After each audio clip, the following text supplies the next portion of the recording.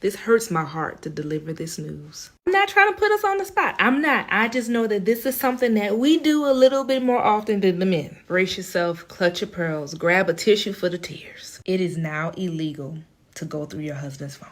And this is for every ear that can hear me. This is not just a Texas issue. This is also a federal crime.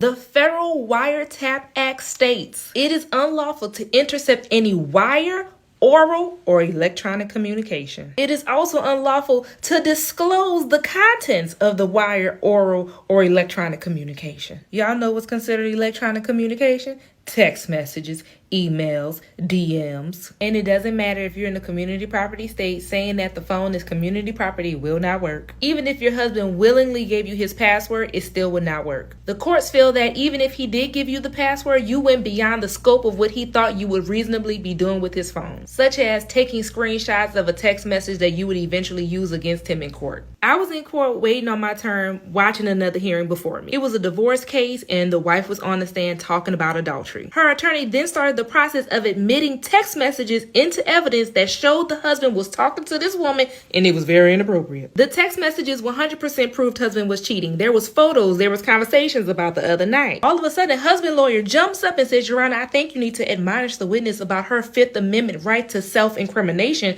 because she's about to tell on herself and admit to a crime. Then he turns ever so slightly and says, I think you might want to tell her lawyer as well because they'll both be in jail together. The judge then proceeds to tell her that how she came about getting those text messages out of her husband's phone is potentially a violation of the Texas Wiretap Act and the Federal Wiretap Act. He looks up at her lawyer and says, Counsel, the fact that you're in possession of unlawful potential wiretap material incriminates you as well. And the judge did a quick recess so everyone could go consult with criminal law attorneys. Somehow you made it to the end of this video without choking. If you are still with us, here's a bonus. Here's an honorable mention. It is also now illegal for you to have AirTags on your children if you're in the middle of a custody case. Let me know in the comments which one of these 5 laws had you almost throw your phone on the floor, and I'll see you in the next one.